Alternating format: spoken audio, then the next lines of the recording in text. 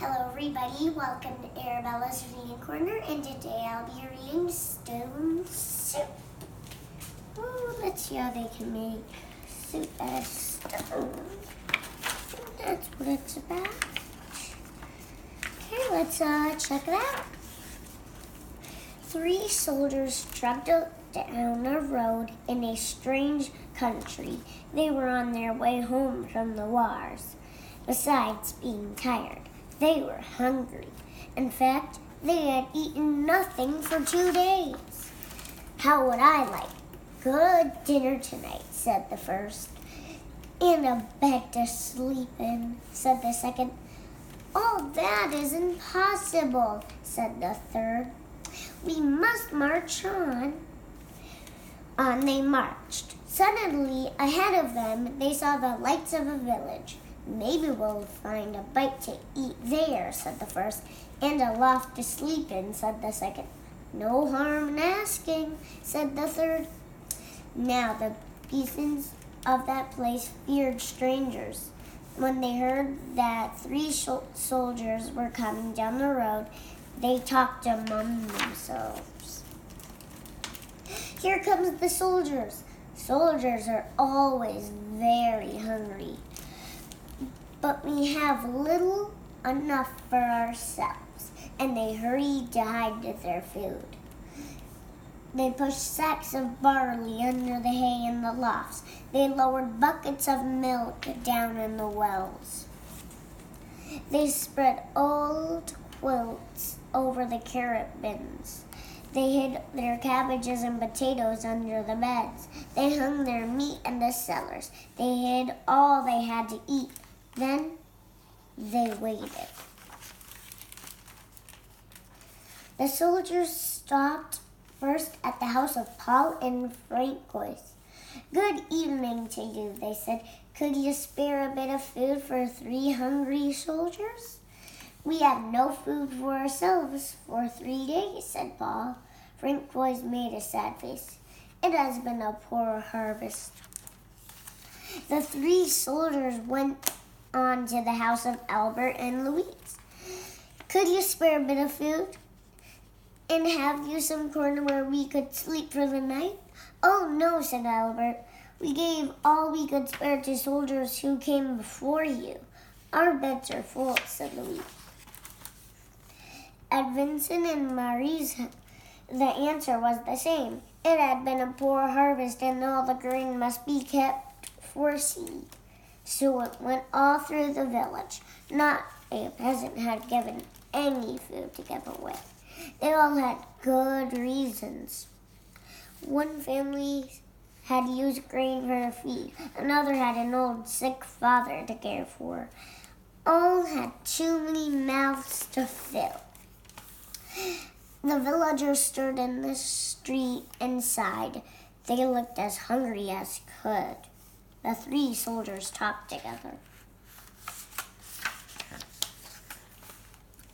Then the first soldier called out, "Good people," the peasants drew near.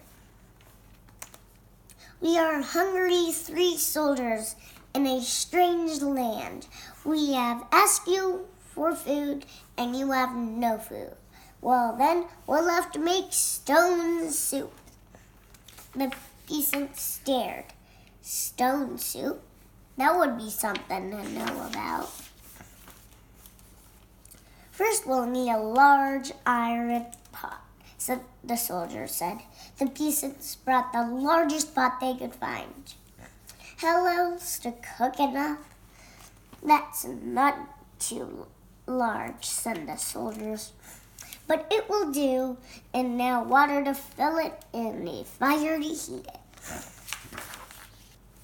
It took many buckets of water to fill the pot. A fire was built on the village square, and the pot was set to boil. And now, if you please, 3 round, smooth stones. Those were easy enough to find. The peasants' eyes grew round as they watched the soldiers drop the stones into the pot. any soup needs salt and pepper," said the soldiers as they began to stir. Children ran to fetch the salt and pepper. Stones are like these generally good soup. But oh, if there were carrots, it would be much better. "Why, I think I have a carrot or two," said Frances, and off she ran. She came back with her apron full of carrots from the bin beneath the wet red quilt. "A good stone soup should have some cabbage," said the soldiers as they sliced carrots in the pot. "But no use asking for what you don't have." "I think I could find a cabbage somewhere," said Mary, and she hurried home. Back she came with 3 cabbages from the cupboard under the bed. "If we only had a bit of beef and a few potatoes, this soup would be good enough for a rich man's table." The peasants thought that over. They remembered their potatoes and the sides of beef hanging in the cellars. They ran to fetch them.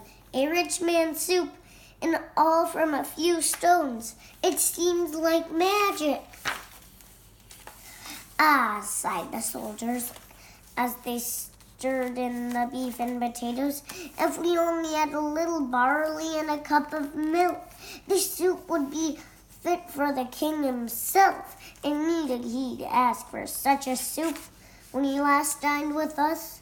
The peasants looked at each other. The soldiers had entertained the king well. "But no use asking for what you don't have," the soldiers sighed. The peasants brought their barley from the lofts. They brought their milk from the wells. The soldiers stirred the barley and the milk into the steaming broth while the peasants stared. At last the soup was ready. "All of you shall taste," the soldiers said, "but first a table must be set." Great tables were placed in the square. All around were lighted torches. Such a soup! How good it smelled! Truly fit for a king. But when the peasants asked themselves, would not such a soup require bread, a roast, a cider? Soon a banquet was spread, and everyone sat down to eat.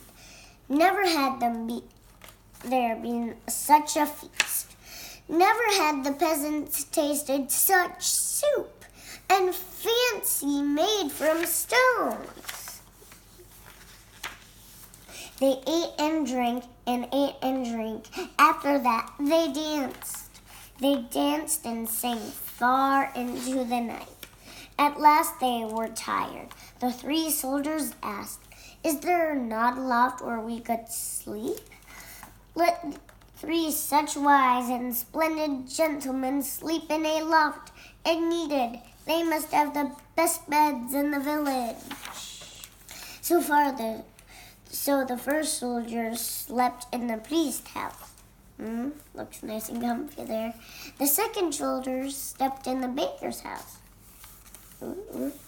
And the third soldier slept in the mayor's house. Grand. Looks happy there. In the morning, the whole village gathered in the square to give them a send-off.